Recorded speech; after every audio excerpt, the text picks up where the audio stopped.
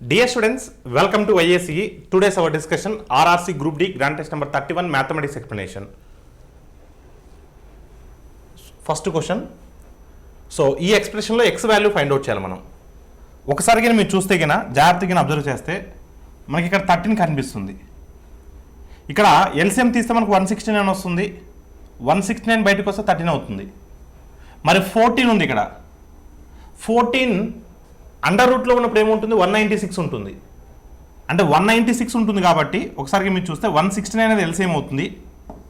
So 169 1 జాస్ 169 plus some X is equal to ఇప్పుడు మనకి ఏమవుతుందండి? 14 ఏమవుతుందండి? 196 అవుతుందండి. 13 ఏమవుతుందండి? 169 అవుతుందండి. ఇరువైపులా వర్గమూలం చేయగా ఇప్పుడు ఎక్స్ ప్లస్లో ఏ వాల్యూ సబ్స్టిట్యూట్ చేస్తే మనకు 196 వస్తుందండి.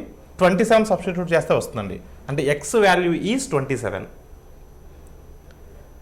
Two trains travel in the same direction at 56 and 29 km/h and the faster train passes a man in the slower train in 16 seconds. Find the length of the faster train. రెండు రైళ్లు ఒకే దిశలో గంటకి 56 కిలోమీటర్లు మరియు గంటకి 29 కిలోమీటర్ల వేగంతో ప్రయాణిస్తున్నాయి. వేగవంతమైన రైలు 16 సెకండ్ల నెమ్మదిగా వెళ్తున్నటువంటి రైల్లో ఉన్న మనిషిని దాటి వెళ్తుంది. వేగవంతమైన రైలు యొక్క పొడవు ఎంత? ఇక్కడ విషయం ఏంటంటే ఒక రైలు మరొక రైల్లో ఉన్నటువంటి వ్యక్తిని దాటుతుంది, మరొక రైలుని దాటట్లా. So faster train is crossing slower train, not slower train, the man sitting in the slower train. అంటే మన టార్గెట్ ఏంటంటే మ్యాన్ని క్రాస్ చేయడం. ఎవరిని క్రాస్ చేయడం? మ్యాన్ని క్రాస్ చేయడం. స్లోయర్ ట్రైన్లో నెమ్మదిగా వెళ్తున్నటువంటి రైల్లో కూర్చున్నటువంటి వ్యక్తిని దాటం. ఎప్పుడైనా గుర్తుపెట్టుకోండి, ఒక రైలు ఒక వ్యక్తిని క్రాస్ చేస్తుంది అంటే సో ఎంత దూరం ట్రావెల్ చేసినట్టు అంటే సో రైలు పొడవు ఎంతైతే ఉంటుందో అంత దూరం ట్రావెల్ చేసినట్టు. ఏ రైలు క్రాస్ చేస్తుంది? ఫాస్టర్ ట్రైన్, వేగంగా వెళ్ళేటువంటి రైలు దాడుతుంది. అందుకని so length of the faster train, length of the faster train, length of the faster train so divided by length of the faster train is nothing but distance. Distance by so ఇక్కడ మనిషి కూర్చున్నటువంటి రైలు కూడా గమనంలో ఉంది. ఎప్పుడైనా గుర్తుపెట్టుకున్న రెండు వస్తువులు ఏక సమయంలో గమనంలో ఉంటే at the same time if two objects are in motion then we're going to take relative speed. రెండు వస్తువులు ఏక సమయంలో గమనంలో ఉంటే మనం సాపేక్ష వేగం తీసుకుంటాం. ఆ సాపేక్ష వేగం కూడా ఏ డైరెక్షన్ అండి? సేమ్ డైరెక్షన్, ఒకే దిశ, ఒకే దిశ. ఓకేనండి. అప్పుడు మనకు రిలేటివ్ స్పీడ్ ఏమవుతుందండి? S1 మైనస్ S2 అవుతుందండి. 56 మైనస్ 29 అంటే 56 మైనస్ 29 అంటే డిఫరెన్స్ ఎంతమ్మా? 27. సో రిలేటివ్ స్పీడ్ సాపేక్ష వేగం 27. మనం దీన్ని మీటర్ పర్ సెకండ్లో మార్చాలండి. 5/18 is equal to how many seconds అండి? 16 సెకండ్స్. ఇప్పుడు మనం ఫైండ్ అవుట్ చేయాల్సిన value length of the faster train అండి, length of the faster train. So ఒకసారి మీరు చూస్తే so 9 2s are 9 3s are 2 1s are 2 8s are. So length of the faster train is equal to length of the faster train is equal to so 3 into 5 15 15 8s are 120. Length of the faster train is equal to 120 meters. So your answer is what? Option A. Option A is the right answer. Next question. A can do a work in 15 days, B in 30 days. If they work together, then how many days will they able to do 50% of the work? ముందు total work ఎంత ఉందో కనుక్కుందాం. దాని తర్వాత వచ్చిన డేస్ని half days చేస్తే సరిపోతుంది. ఎందుకంటే 50% ఆఫ్ ద వర్కే కాబట్టి. ఏ అనేవాడు 15 రోజుల్లో చేయగలడు పనిని, బి అనేవాడు 30 రోజుల్లో చేయగలరు. ఇద్దరు కలిసి 50% పనిని ఎన్ని రోజుల్లో చేస్తారు? ఫస్ట్ మొత్తం పనిని ఎన్ని రోజుల్లో చేస్తారో చూద్దాం. దాన్ని హాఫ్ చేస్తే సరిపోతుంది. ఏ ఒకటే 15 రోజులు అండి. Simple question, basic question. ఏ ఒకటే 15 రోజులు, బి ఒకటే 30 రోజులు. అడిగింది ఏ బి టుగెదర్ అండి. మనం ఎల్సిఎం తీసుకొని చేయొచ్చు, లేదంటే బేసిక్ క్వశ్చన్ కాబట్టి so A plus B together అంటే XY by X plus Y అంటే 15 into 30 by 15 into 30 by so 15 plus 30 15 plus 30. So ఒకసారి మీరు చూస్తే 15 ప్లస్ 30 అంటే 45. సో 15 3 టైమ్స్ 3 10 టైమ్స్ అంటే టోటల్ వర్క్ చేయడానికి 10 డేస్ పడుతుందండి. Total work. కానీ అడిగింది ఓన్లీ 50% ఆఫ్ ద వర్కేనండి. ఓన్లీ 50% పని అంటే మొత్తం పని చేయడానికి 10 డేస్ పడితే మరి దాంట్లో హాఫ్ చేయడానికి 5 డేస్ పడుతుందండి. So your answer is what? 5 రోజులు. If the diagonals of a rhombus are 12 centimeters and 16 centimeters, then the area of the square having its side equal to the rhombus side, then it is what? ఒక rhombus యొక్క కర్ణాలు ఇచ్చున్నాడండి. So rhombus భుజం అనేది ఒక చతురస్ర భుజానికి సమానమైతే చతురస్ర వైశాల్యం ఎంత? ఒకసారి జాగ్రత్తగా మీరు చూసినట్లయితే ఒక రాంబస్ తీసుకుంటే రాంబస్లో అన్ని భుజాలు సమానం అండి. రాంబస్ యొక్క కర్ణాలు ఇచ్చున్నాడండి. రాంబస్ యొక్క కర్ణాలు ఇచ్చున్నాడు. ఓకేనమ్మా. రెండు కర్ణాలు కూడా ఒకదానికి మరొకటి లంబ సమద్వీకరణం చేసుకుంటాయి. Perpendicular bisector to each other. So perpendicular bisector to each other అంటే సో దాని మీనింగ్ ఏంటంటే సో ఒకటి 12 అంటే ఇది 6 అవుతుంది, 6 అవుతుంది. మరొకటి 16 అంటే ఇది 8 అవుతుంది, 8 అవుతుంది. రెండు సమాన భాగాలుగా లంబ సమద్వికరణం చేసుకుంటాయి. అంటే ఇక్కడ ఏర్పడినటువంటి కోణం 90 డిగ్రీలు అవుతుంది కాబట్టి 6, 8 6, 8 6, 8 వచ్చినప్పుడు ఏం మిస్ అవుతుందండి? 10 మిస్ అవుతుందండి. ఎందుకంటే 6, 8, 10 అనేది పైథాగరస్ ట్రిప్లెట్ కోడ్స్. 3, 4, 5 అనేది పైథాగరస్ ట్రిప్లెట్ కోడ్. 6, 8, 10 అనేది పైథాగరస్ ట్రిప్లెట్ కోడ్. అంటే ఒక రాంబస్ యొక్క భుజము 10. రాంబస్ యొక్క భుజం 10 అంటే రాంబస్ భుజం అనేది చతురస్ర భుజానికి సమానమైతే సో చతురస్రం యొక్క వైశాల్యం ఎంత? చతురస్ర వైశాల్యం అంటే సో భుజము ఇంటూ భుజము, side into side is nothing but 10 into 10, that is nothing but 100 square centimeters. Your answer is what? Option D. Option D is the right answer. If respective ratio of angle DAE to angle BAE is equal to 13:6, then angle AEB will be equivalent to what? So ఇది cyclic quadrilateral అండి, చక్రీయ చతుర్భుజం అంటాం. ఈ ABCD అనేది చక్రీయ చతుర్భుజం. So cyclic క్వాడ్రిలేటరల్లో sum of the opposite angles అనేవి 180 degrees ఉంటాయి, గుర్తుపెట్టుకోండి. సైక్లిక్ క్వాడ్రిలేటరల్లో చక్రీయ చతుర్భుజంలో వ్యతిరేక కోణాలు మొత్తం 180 degrees. అలా క్లియర్ అండి. అంటే ఇది 105 degrees ఉంటే సో ఇది 75 degrees ఉంటుందండి. ఇది ఎంత ఉంటుందండి? 75 degrees ఉంటుందండి. ఓకేనమ్మా, 75 degrees ఉంటుంది. సో ఇది 85 degrees ఉంటే 85కి ఆపోజిట్ ఏంటమ్మా? ఇది. సో మొత్తం ఎంత ఉంటుందండి ఇది? సో 95 degrees ఉంటుందండి మొత్తం. ఒకసారిగా మనం చూస్తే యాంగిల్ డిఏఈ సో ఈ పార్టు, తర్వాత యాంగిల్ బిఏఈ పార్టు. మొత్తం ఎన్ని పార్ట్స్ అండి? 13 parts 6 parts అండి. మొత్తం 9. సో 13 parts 6 parts ఎంతమ్మా? 19 parts అండి. 19 parts అంటే ఎంతమ్మా? సో మనకు 95 అండి. 19 parts 95 అంటే ఈచ్ పార్ట్ ఇస్ వాట్ అమ్మా? 5. So each part is 5. అడిగింది ఏంటమ్మా మనల్ని? సో ఏఈబి ఈ యాంగిల్ కావాలండి. ఈ యాంగిల్ కావాలంటే ఈ యాంగిల్ తెలిసి సరిపోతుందండి. సో ఈ యాంగిల్ ఎన్ని పార్ట్స్ అమ్మా? 6 parts అండి. ఇది 13 parts, ఇది 13 parts, ఇది 6 parts అండి. 6 parts అంటే ఎంత అండి? 6 5 30. 6 5 ఎంతమ్మా? 30. సో దిస్ యాంగిల్ ఇస్ 30 అమ్మా. 6 parts nothing but 30. So AE చూడమ్మా, ఏఈబి ఇస్ ట్రయాంగిల్ నా? In a triangle so some of the 3 angles must should be 180 degrees. ఒక త్రిభుజంలో 3 కోణాలు మొత్తం 180 degrees. ఒకటి 30, ఇంకొకటి 75, 105. సో 105 తీసేస్తే మిగతా కోణం ఎంత ఉంటుందండి? 75 degrees ఉంటుందండి. సో మరి ఏఈబి అనేది 75 degrees ఉంటుందండి. 75 degrees. Option B is the right answer.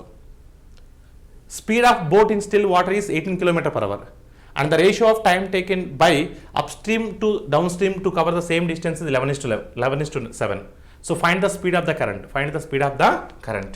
నిశ్చల నీటిలో పడవేగం గంటకి 18 కిలోమీటర్లు మరియు కొంత దూరం ప్రయాణం చేయడానికి ఎగువకి దిగువకు తీసుకున్న సమయాల నిష్పత్తి 11:7. ప్రవాహ వేగాన్ని కనుగొనండి. సో చూడమ్మ, ప్రవాహ వేగం అంటున్నాడండి. సో మనకు టైమ్స్ రేషియో ఇచ్చున్నాడండి. Upstream time to downstream time అండి. అప్స్ట్రీమ్ టైం అంటే upstream distance by so upstream speed అంటే B - C అండి. B - B ఇచ్చున్నారంటే C ఫైండ్ అవుట్ చేయాలి. టు డౌన్ స్ట్రీమ్ టైం అంటే downstream distance by downstream speed అంటే B + C అండి. దిగువకి వేగం సమయాల నిష్పత్తి ఇచ్చున్నాడు. చూడమ్మా, దూరము బై వేగము అంటే కాలమేగా, దూరము బై వేగము కాలమేగా, కాలాల నిష్పత్తి ఇచ్చాడు కదా, సమయాల నిష్పత్తి ఇచ్చాడు కదా, 11:7. సో డీకి డీ క్యాన్సిల్ అవుతే ఇది ఉల్టా అవుతుందండి. So 18 + C by 18 - C is equal to 11/7 అండి. 11/7. ఒకసారికి మీరు చూసినట్లయితే 11/7. C ప్లస్లో ఏ వాల్యూ సబ్స్టిట్యూట్ చేస్తే మనకు ఆన్సర్ వస్తుందండి. C ప్లస్లో మనకి ఏ వాల్యూ సబ్స్టిట్యూట్ చేస్తే ఆన్సర్ వస్తుంది? చూడండి, 11 ప్లేస్ చేసాం అనుకోండి 29 అవుతుంది, పాసిబిలిటీ ఉండదు. 6 చేస్తే 24 అవుతుంది, 11 మల్టిపుల్ కాదు. 4 గిన్ సబ్స్టిట్యూట్ చేసినట్లయితే 18 + 4 22, 18 - 4 14, 22/14 అంటే 11/7ఏగా. Yes, 100% true. So your answer is what? Option C. So what is the value of cosecant 120? అమ్మ కొసికెంట్ 120 నేను సో కొసికెంట్ ఏటా first of all 120 degrees second quadrant. 120 degrees అనేది రెండో పాదంలో ఉంటుంది. ఓకేనమ్మా. సో రెండో పాదంలో సైను కొసికెంట్ పాజిటివ్ అవుతాయండి. అంటే కొసికెంట్ 120 నేను కొసికెంట్ 180 - 60 రాయొచ్చు కదా. కొసికెంట్ అనేది సెకండ్ క్వాడ్రంట్లో రెండో పాదంలో పాజిటివ్ వాల్యూ. సో దీన్ని ఎలా రాయొచ్చు అండి? కొసికెంట్ 60 ఎంత అండి? sin 60 √3/2. So cosecant 60 2/√3. So your answer is what? 2/√3. So option C is the right answer. Question number 25. A mixture of certain quantity of milk with 16 liters of water is worth 90 paisa per liter. If pure milk be worth 1.80 per liter, so how much milk is there in the original mixture? 16 లీటర్ల నీటితో ఒక నిర్దిష్ట పరిమాణం గల పాల మిశ్రమం లీటర్కి 90 పైసలు విలువైనది. స్వచ్ఛమైన పాలు లీటర్కి 1.80 రూపాయలు అయితే మిశ్రమంలో ఎన్ని లీటర్ల పాలు ఉన్నాయి?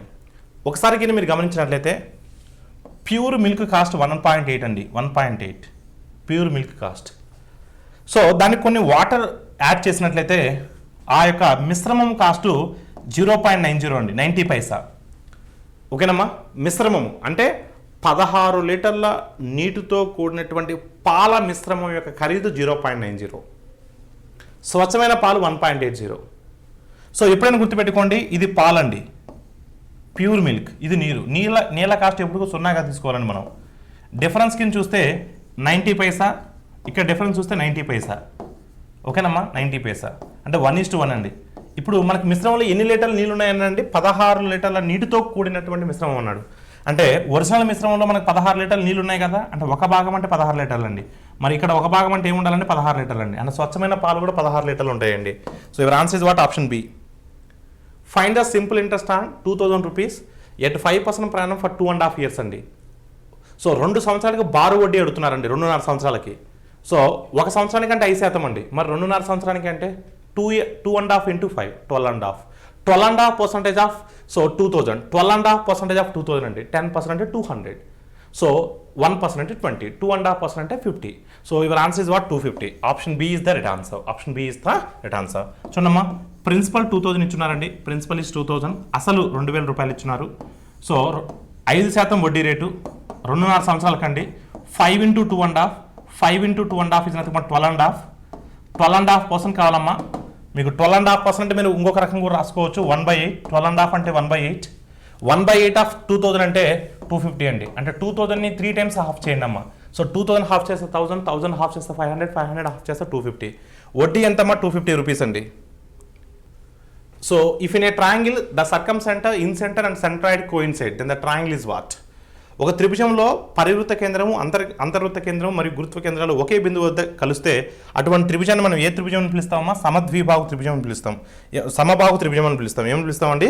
సమబాహు త్రిభుజం అని పిలుస్తాం. ఈక్విలేటరల్ ట్రయాంగిల్ అంటే ఈక్విలేటరల్ ట్రయాంగిల్లో సర్కమ్ సెంటర్ అవ్వచ్చు, ఇన్సెంటర్ అవ్వచ్చు, సెంట్రాయిడ్ అవ్వచ్చు, ఈ 3 కూడా ఒకే బిందువు వద్ద కలుస్తాయి. So your answer is what? Option C. In an examination 93% of the students passed and 259 students failed. The total number of students appearing at the examination was what? ఒక పరీక్షలో 93% మంది విద్యార్థులు ఉత్తీర్ణులయ్యారు, 259 మంది విద్యార్థులు ఫెయిల్ అయ్యారు. సో ఫెయిల్ అయ్యారు. పరీక్షకు హాజరైనటువంటి మొత్తం విద్యార్థుల సంఖ్య ఎంత? ఒకసారి మీరు చూడమ్మా, ఇప్పుడు 93% మంది ఉత్తీర్ణులు అయ్యారు అంటే ఫెయిల్ అయిన వాళ్ళు ఎంత శాతం మంది? 7% మంది కదా. 100%లో 93% మంది పాస్ అయ్యారంటే 7% మంది ఫెయిల్ అయినట్టేగా. 7% అంటే ఎంత? 259. ఇప్పుడు మొత్తం హాజరైన విద్యార్థులు అడుగుతున్నారు. హాజరైన విద్యార్థులు అంటే 100% కదా. సో 7వ టేబుల్ ఎన్నిసార్లు పోతుందమ్మా? 7 3 21. ఓకేనమ్మా, 7 7 49 అంటే 37 సార్లు పోతుందండి. 37 into 100 అంటే 3700 అండి. సో 37 into 100 అంటే 3700. So your answer is what? Option A. Option A is the right answer. At what person per annum 3000 amounts to 3993 in 3 years if the interest compounded annually? ఏ చక్రవడ్డీ రేటు వద్ద 3 సంవత్సరాలకి 3000 రూపాయలు వడ్డీ. సో 3000 రూపాయలు అనేది సో వడ్డీతో కలిపి 3993 రూపాయలు అవుతుంది. అంటే అసలు అనేది 3000 రూపాయలు అండి. అసలు అనేది 3000 రూపాయలు. వడ్డీ అనేది మాత్రం సో ఇది మొత్తం అనేది. అంటే వడ్డీ రూపాయలు ఎంత వచ్చినట్టు అండి? 993 రూపీస్ వచ్చినట్టు. ఎన్ని సంవత్సరాలకు వడ్డీ అనేది? 3 సంవత్సరాలకు వడ్డీ అండి. అంటే 3 సంవత్సరాలకి చక్ర వడ్డీ అనేది 3 years కాంపౌండ్ ఇంట్రెస్ట్ ఇస్ 993. అయితే వడ్డీ రేట్ ఎంత? త్రూ ఆప్షన్ ద్వారా వెళ్ళొచ్చు అండి, ఈజీగా ఉంటుంది. త్రూ ఆప్షన్ ద్వారా వెళ్ళొచ్చు. అలా ఫీ క్లియర్ అండి. సో త్రూ ఆప్షన్ ద్వారా ప్లెయిన్ నెంబర్తో చెక్ చేయండి అమ్మా. 10%తో చెక్ చేయండి. సో 10% తీసుకొని చేస్తే ఫస్ట్ ఇయర్ ఎంత వస్తుందండి? 10% అంటే 300 వస్తుంది. First year it is what? 300. Second year ఎంత వస్తుందండి? 300 plus first year interest plus interest on first year interest. అంటే ఈ 300 మీద మళ్ళీ 10% ఫైండ్ అవుట్ చేయాలి, అంటే 30 రూపీస్. సో సెకండ్ ఇయర్ ఎంత వస్తుందమ్మా? 330 వస్తుందండి. సో థర్డ్ ఇయర్ ఎంత వస్తుందండి?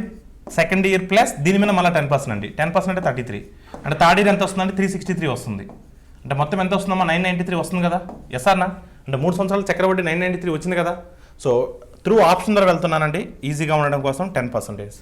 లేదు సో మీరు సింపుల్గా సో దీని మీద 993కి సగటు వడ్డీ కనుక్కొని సో మొదటి సంవత్సరం వడ్డీ అనేది ప్రిన్సిపల్ మీద క్యాలిక్యులేట్ చేస్తాం కాబట్టి సో దానికన్నా తక్కువ ఉన్న ఆప్షన్ ఏదైనా కూడా చెక్ చేయొచ్చు. 993 అనేది 3 ఇయర్స్, 993 అనేది 3 ఇయర్స్ చక్రవడ్డీ కాబట్టి ముందు సగటు వడ్డీని కనుక్కోండి. సగటు వడ్డీ అంటే 331 వస్తుంది, అంతే కదా. సగటు వడ్డీ అంటే ఎంత వస్తుంది? 331 వస్తుంది. అంటే మనకు మొదటి సంవత్సరం వడ్డీ అనేది 331 కన్నా తక్కువ ఉండాలి, దాని దగ్గరగా ఉండాలి.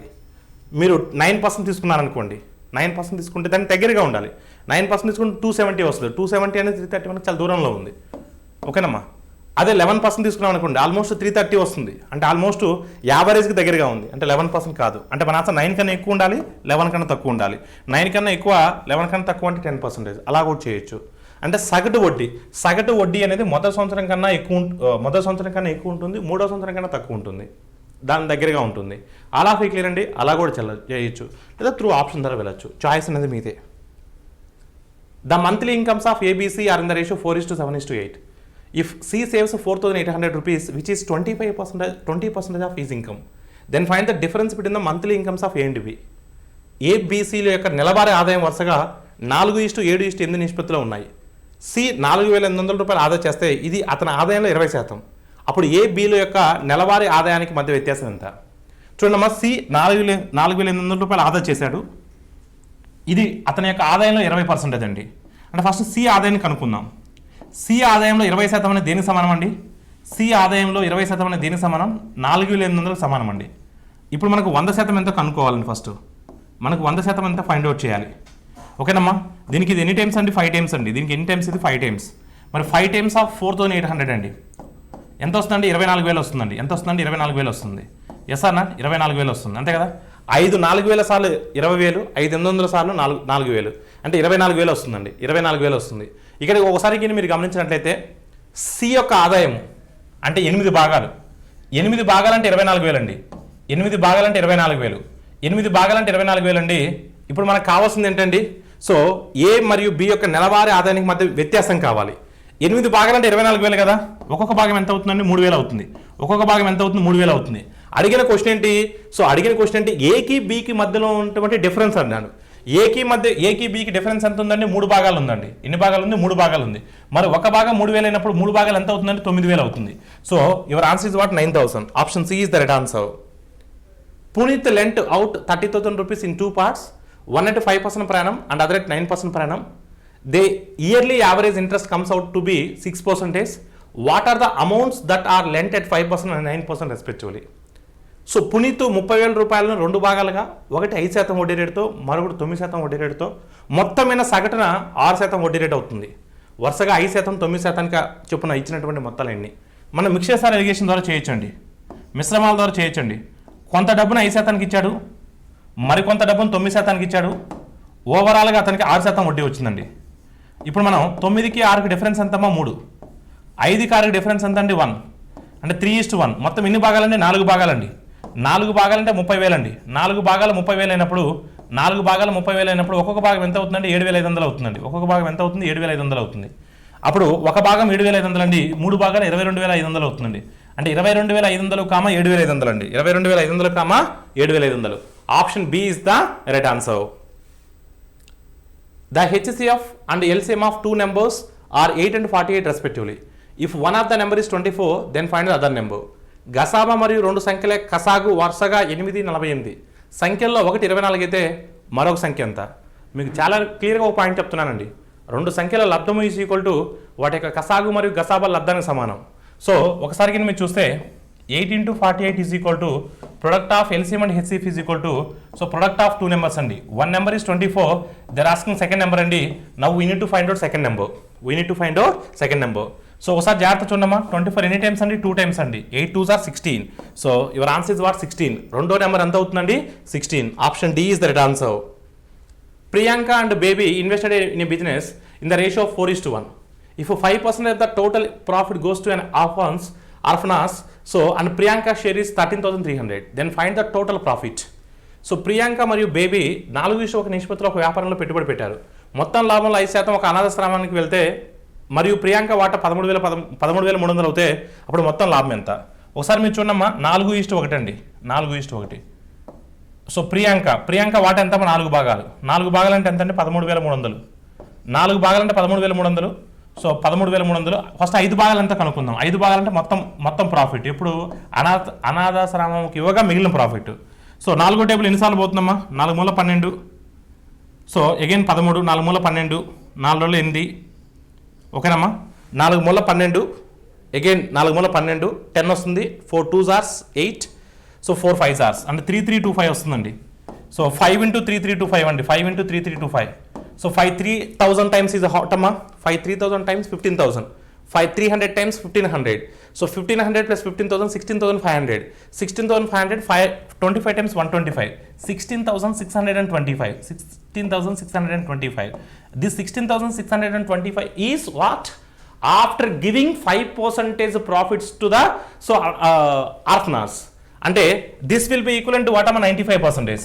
95% value is so 16,625. Then we need total profit is nothing but 100%. అంటే అనాథాశ్రమంకి ఇవ్వకముందు ఎంత? ఇప్పుడు చూడండి, ఒక్కసారి మీరు గమనిస్తే 95% విలువే 16,625 ఏంటంటే మరి చేయాల్సిన అవసరం ఉందా? 100%. అంటే మన ఆన్సర్ 16,000 కన్నా ఎక్కువ ఉండాలి. 16,000 కన్నా ఎక్కువ ఉండాలి. సో అలా ఉన్న ఆప్షన్ ఒకటే ఉందండి. మీరు క్యాలిక్యులేట్ చేసుకోవచ్చు. So your answer is what? 17,500. Next question. A spear and hemisphere have the same volume. The ratio of the curved surface areas is what? ఒక గోళం మరి అర్ధగోళం ఒకే ఘనపరిమాణం కలిగి ఉంటాయి. వాటి ప్రక్కతల వైశాల నిష్పత్తిని కనుగొనండి. Sphere volume 4/3 πr1 cube. 4/3 πr1 so hemisphere అర్ధగోళం 2/3 πr2 cube. So 2/3 π1s are 2/3 π2s are. therefore r1/r2 is equal to cube వస్తుంది. యువతలకు పంపిస్తే 1 whole power. So 1/3 1 whole power 1/3 అంటే 1. So 2 whole power 1/3. So r1/r2. ఇప్పుడు మనకు కావాల్సింది ప్రక్కతల వైశాల నిష్పత్తి. సో 4πr1² సో అర్ధగోళం అంటే 2πr2². 2π1s are 2π2s are. So 2 into r1/r2 whole square. అప్పుడు ఎంత అవుతుందండి? సో 1 whole square అంటే 1. 2 whole to the power of 1/3 whole square అంటే 2/3 వస్తుంది. అప్పుడు మనం 2 into 1 2 అవుతుంది. So divided by 2 power 2/3ని 2 into 2 1/3 అని రాయొచ్చు. సో అప్పుడు 1 1 క్యాన్సిల్ అవుతే 1:2 1/3. So your answer is what? 1:2 whole power 1/3. Option D is the right answer. The smallest number that must be subtracted from 1000 to make the resulting number a perfect square. ఫలిత సంఖ్యను ఖచ్చితమైన వర్గంగా మార్చడానికి 1000 నుండి తీసివేయాల్సిన చిన్న సంఖ్య ఎంత? ఆప్షన్స్లో చూసే చిన్న సంఖ్య ఏంటి? 37. కానీ 37 తీసేస్తే మనకి ఎంత వస్తుంది? 963 వస్తుంది. కానీ 960 అనేది పర్ఫెక్ట్ క్యూబ్ కాదు. 38ని సబ్ట్రాక్ట్ చేస్తే 962 వస్తుంది. సో 962 అనేది పర్ఫెక్ట్ స్క్వేర్ కాదు, ఖచ్చితమైన వర్గమూలం కాదు. 31కి సబ్ట్రాక్ట్ చేస్తే 961 వస్తుంది. ఎస్, 961 అనేది పర్ఫెక్ట్ స్క్వేర్, ఖచ్చితమైన వర్గం. So your answer is what? Option C. అతి చిన్న సంఖ్య అన్నాడు కాబట్టి చిన్నదాని నుంచి ట్రై చేసుకుంటూ వచ్చా. The average age of the boys in the class is twice the number of girls in the class. So if the ratio of the boys and girls in the class of 36 be 5:1, what is the total ages of the boys in the class? తరగతిలో అబ్బాయిల సగటు వయసు తరగతిలో అమ్మాయిల సంఖ్య కంటే రెండింతలు. అమ్మాయిల సంఖ్య కంటే రెండింతలు అంటే అమ్మాయిలు ఎంత ముందు ఉన్నారో తెలిస్తే దానికి రెండింతల వయసు అబ్బాయిలు అవుతుంది. 36 మంది తరగతిలో ఉంటే వాళ్ళ బాలురు మరియు బాలికల నిష్పత్తి 5:1. అయితే తరగతిలోని అబ్బాయిల వయసు మొత్తం ఎంత? 5:1 అండి. అంటే మొత్తం 6 భాగాలండి. 6 భాగాలంటే 36 మంది ఉన్నారండి. 6 భాగాలు 36 మంది ఉన్నప్పుడు ఒక భాగం ఎంత ఉంటారంటే 6 మంది ఉంటారండి. అంటే బాలికలు 6 మంది ఉన్నారండి. మరి బాలికలు 6 మంది ఉన్నారంటే అబ్బాయిల యొక్క సగటు వయసు ఎంత ఉంటుంది? బాలికలు ఎంతమంది అయితే ఉంటారో దానికి రెట్టింపు ఉంటుంది, రెండింతలు ఉంటుంది. అంటే అబ్బాయిల వయసు 12 సంవత్సరాలు, అబ్బాయిల వయసు ఎంత? 12 సంవత్సరాలు. అర్థమైందమ్మా నేను చెప్పింది? అబ్బాయిలు వయసు ఎంతయా అంటే అమ్మాయిల సంఖ్యకు, అమ్మాయిల వయసుకు కాదు, అమ్మాయిల సంఖ్యకు రెండింతలు. అమ్మాయిలు ఎంతమంది ఉన్నారు? 6 మంది ఉన్నారు. 6 మంది ఉన్నారంటే 6కి 2 ఇంతలు 12. సో అబ్బాయిల వయసు 12, అబ్బాయిల వయసు 12. సో అబ్బాయిలు ఎంతమంది ఉన్నారు? 5 భాగాలు. 5 భాగాలు అంటే 30 మంది. సో 30 మంది ఇంటూ 12. సో 12 ఇంటూ 30 అంటే 360. అబ్బాయిల మొత్తం వయసు 360. a³ + b³ = 280. a + b = 10 అయితే a² + b². చిన్న వాల్యూసే కాబట్టి ఈజీగా చెప్పొచ్చండి. మనం చూడమ్మా, a³ b³ రెండింటిని యాడ్ చేస్తే 280 కన్నా 280 రావాలి. సో 280కి దగ్గరగా ఉన్నటువంటి క్యూబ్ రూట్ ఏంటి? 6³ 216, 7³ 343. అంటే 6 తీసుకున్నాం అనుకోండి ఏ, అప్పుడు ఆటోమేటిక్ బి ఎంత అవుతుందని 4 అవుతుందండి. 6 + 4 10 అవుతుందండి. 6 క్యూబ్ అంటే 216, 4 క్యూబ్ అంటే 64, 64 + 216 280 ఎగ్జాక్ట్ సూటబుల్ అవుతుంది. మళ్ళీ దాని ఫార్ములా రాసి అనవసరంగా సర్కస్ చేయొద్దండి. ఓకేనమ్మా, టైం పడుతుంది, ఇలా చేస్తే ఈజీ అయిపోతుంది. ఇప్పుడు a² + b² అన్నాడండి, అంటే 36 + 16 అంటే ఎంత అవుతుందండి 52. Your answer is what? Option A. లేదా మీరు a³ + b³ ఫార్ములా తీసుకున్నా కూడా మీకు ఆన్సర్ వస్తుందండి. How many digits are required to write numbers from 1 to 400? 1 నుండి 400 వరకు సంఖ్యలను రాయడానికి ఎన్ని అంకెలు అవసరం? ఇప్పుడు 1 నుంచి 9 వరకు రాయడానికి ఎన్ని సంఖ్యలు అవసరం? 9 అవసరం. అదేవిధంగా 10 నుంచి 99 వరకు రాయడానికి ఇక్కడ 90 సంఖ్యలు ఉంటాయి. ఒక్కో దాంట్లో 2 అంకెలు ఉంటాయి. 90 × 2 అంటే 180 అంకెలు అవసరం. అదేవిధంగా 100 నుంచి 400 వరకు రాయడానికి 301 ఉంటాయి. ఒక్కో దాంట్లో 3 ఉంటాయి, అంటే 903. సో 9, 903, 912. సో 912 + 180, సో మనకు 1092. So your answer is what? 1092. So 1080, 1083, 1083 + 9, 1092. Your answer is what? 1092.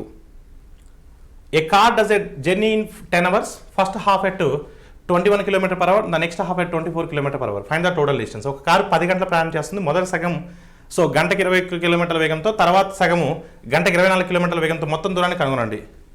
So మొదటి సగం అంటే మొదటి 5 గంటల 21 కిలోమీటర్లు, తర్వాత 5 గంటలు 24 కిలోమీటర్లు. సో 105 + 120, సో అంతే అవుతుందండి 225 అవుతుందండి. So your answer is what? 225 kilometres. Option B is the right answer. So simplification అడుగుతున్నారండి. √10,000 అంటే 100 వస్తుంది. 100 + 144, సో 12² అండి. సో 12 + 4 16, √16 అంటే 4. Your answer is what? Option B. So ఒకసారి జాగ్రత్త చూస్తే దీని సింప్లిఫికేషన్ అండి. 5 × సో 5 ⁻1/2 √ని 1/2 అని రాస్తున్నాను. సో × 5/3 డివిజన్ మల్టిప్లికేషన్ రాస్తున్నాను. ఆ మైనస్ పైకి వస్తే ప్లస్ అవుతుంది, 3/2 = 5 ⁻x + 2. ఓకేనమ్మా, డివిజన్ని మల్టిప్లికేషన్గా రాసా, డినామినేటర్లో హారంలో మైనస్ ఉంటే లవంకి వచ్చేసరికి ప్లస్ అవుతుందండి. సో ఒకసారి మీరు చూస్తే ఇది 5/1, 5/1, 5/1/2 అంటే 5/3/2, 5/3/2, 5/3/2, 5/3, 5/3, 5/3, 5/6. సో 5/6 = 5/4x + 2 అంటే x ప్లస్లో ఏం పెడితే మనకు సాటిస్ఫై అవుతుందండి? x = 4. So your answer is what? 4. 5/1, 5/1/2 అండి, 5/3/2, 5/3/2, 5/3/2, 5/3, 5/3, 5/3, 5/6. In place of x, if you keep 4, then it is satisfied. Your answer is what? Option B. Find the fourth proportion. 4వ అనుపాతము. So 12:15 proportion to 16. మనకు 4వ అనుపాతం కావాలి. x అనుకుందాం. Product of the means is equal to product of the extremes. So 15 × 16 is equal to so 12 × x. మనకి x value కావాలండి, x value కావాలి. So 15 16 times 240. So 240 and 12 టేబుల్లో 20 times పోతుందండి. So your answer is what? Option B.